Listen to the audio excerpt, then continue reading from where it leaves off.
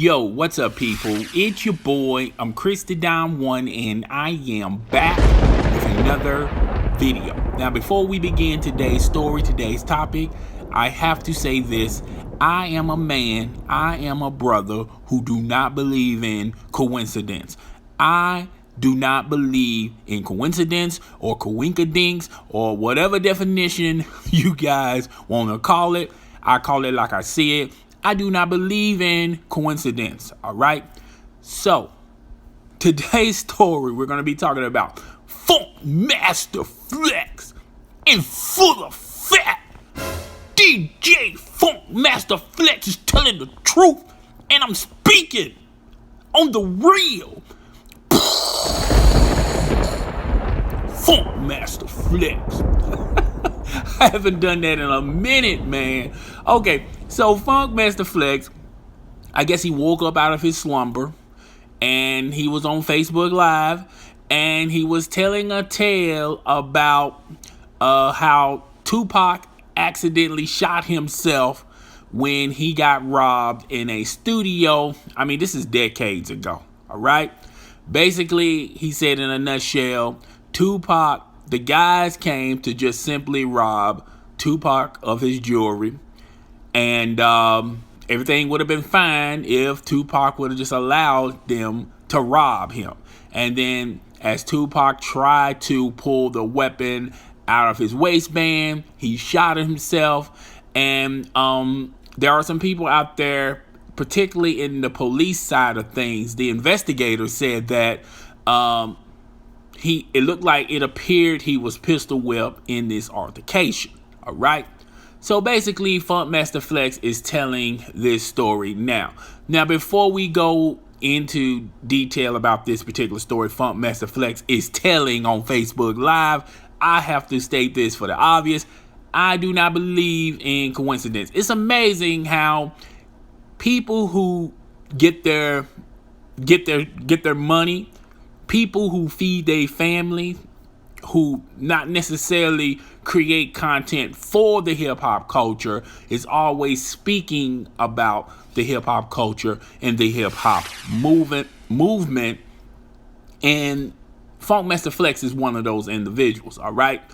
It has been a lot of people voicing their opinions about Tupac, all right? And it's hard for Tupac to defend himself because Tupac has been dead many moons ago. God rest his soul, okay? So I find it ironic when All Eyes on Me is a documentary about Tupac and his life. It's going to be premiering, I believe, in June. It's amazing how all of these so-called hip-hop historians are now telling a tale about Tupac and trying to spread negativity on Tupac when his movie is about to premiere, I believe, in the summer. Okay? Now, all of a sudden, you're hearing this about, well, Tupac shot himself in a robbery. You have some people out there that say that Tupac was as far as, gang in the gang lifestyle, the Bloods never represented Tupac, this, that, and the third. You've been hearing a lot of tales, and a lot of these tales are negativity towards not only Tupac, his iconic status, because he was recently honored in the Rock and Roll Hall of Fame, but also there's going to be a movie talking about Tupac's life, All Eyes on Me. Like I said earlier, it's going to premiere sometime this summer, and I don't believe in coinkydinks, all right? Sometimes 2 + 2 is actually 4, all right? Sometimes y'all got to take the raw data that's in front of you and form your own opinion, all right? Do not allow others in social media to form your own opinion, okay? So, Funk Master Flex, 3:45 in the morning, decided he was going to wake up out of his slumber and tell a tale about Tupac, okay? Now, for the record, I don't know of anybody that think it's acceptable, that it's cultural, that when someone's robbing you, you're not going to at least take a chance on defending yourself because you don't know the mindset of the people who are robbing you. All right. You don't know the robberies. You don't know if the person who is robbing you have good intentions. All right. If they had good intentions, they wouldn't be robbing you in the first place. And secondly, on that particular night when Tupac was recording a song, I forgot what the artist was named. Also, Biggie and Puffy was in that exact same building. All right, maybe not in that exact same studio, but they was in the exact same building. All right, so you mean to tell me, okay, Funk Master Flex, I'm talking to Funk Master Flex.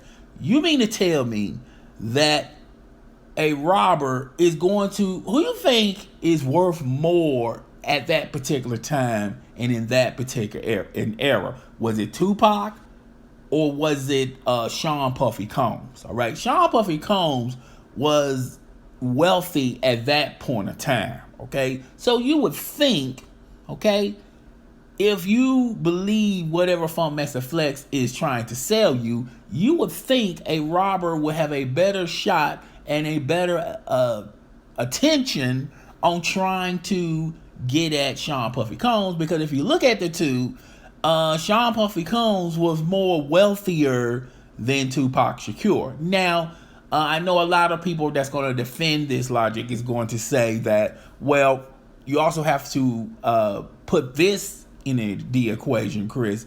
Maybe Sean Puffy Combs, since he's so wealthy, he had more of a security presence around him, and maybe the robbers understood that and they felt like that's not going to be a target that we're not going to get any money out of. That's going to be a hard time to get any money out of him. So let's go after Tupac because that's the easy choice. That's the easy target. And for that, I say this, okay, that's a possibility also. But if Tupac accidentally shot himself trying to defend himself in a robbery when he doesn't know the mind state of the people who are robbing him, are they going to leave him alive, or are they coming after Tupac for more than just his jewelry? You don't know that, okay? So I felt like Funk Master Flex was trying to defend the robber, saying, look, all they wanted to do was just take your jewels, okay? If you would have just accepted that demand, then none of the other stuff would have happened, okay? Like I said earlier, you don't know the mind state of these robbers unless you was somehow embedded in them trying to get Tupac's jewelry, all right? And I know Funk Master Flex is not saying that. I know Funk Master Flex is not saying in a nutshell that I knew the mindset of these robbers and all they wanted to do was take his jewelry, all right? So I know Funk Master Flex is not preaching that to the masses, okay? But what I am saying is you don't know a person's behavior, you don't know their mindset, and you don't know where they're going to take it to. So the best course in that particular situation is to defend yourself, okay? Now, as far as it's spilling into, well, Tupac felt like Sean Puffy Combs and Biggie knew about this and they allowed this to happen, this, that, and the third. If on that movement, I say this, highly unlikely. I don't think Sean Puffy Combs or B.I.G. had any mindset or any idea that this was going to happen. And if they did knew that this was going to happen, they would have at least said something and shot something to Tupac, all right, letting him know, hey, you better, keep your keep your head on a swivel. We think somebody told us that somebody may come after you and rob you for your jewelry, this, that, and the third. At that particular time, a lot of people don't realize this, but at that particular time, Tupac and Notorious B.I.G., Biggie, they were still somewhat friends. Okay, it didn't get real deep and get real serious until after that altercation, but they were pretty much on speaking terms. Even though they haven't seen each other, they knew each other. Okay, and the streets do be talking. All right. Tupac was Tupac grew up in the New York environment. You would think the streets would be talking to let Tupac know what is up if they hear something. All right. And I know for a fact if Sean Puffy Combs or Biggie knew something, they would have related to Tupac. Okay. Now, as far as it spilling over to the West Coast and East Coast thing, Tupac thinking that Sean Puffy Combs had a hit out on him, or that Biggie knew that this was going down.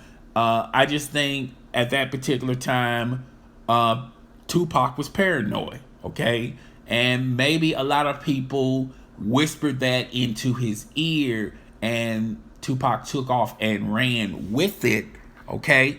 And in my previous video that I uploaded, I discussed briefly about this, how when things are taken too far and when there's no one in those particular corners saying, hey, look, we need to tighten this up. Y'all two need to get together. Y'all need to squash this because we do not want this to escalate to another level. All right. It's this tragic incident. It lies fault on everyone. Everyone had blame in this. Okay. Sean Puffy Combs, Biggie, Tupac, the people over there at Bad Boy Entertainment, as well as Def Jam, as well as hip hop as a culture. All right. I think we all, as far as hip hop goes, as far as hip hop culture, and as far as the record labels and the artists and the people who are friends to these artists, somebody should have stepped in and said something to where this would not have spiraled into the situation that we have right now. All right. We lost two good brothers in the hip hop community. To me personally, if these two people were alive, Tupac and Biggie, I think the landscape of hip hop would have changed. Okay. A lot of things would have materialized if these two brothers were still doing their thing, as far as hip hop goes. Okay. But I say that to say this. I don't know. I don't believe in coincidence. The man just got inducted in the Rock and Roll Hall of Fame.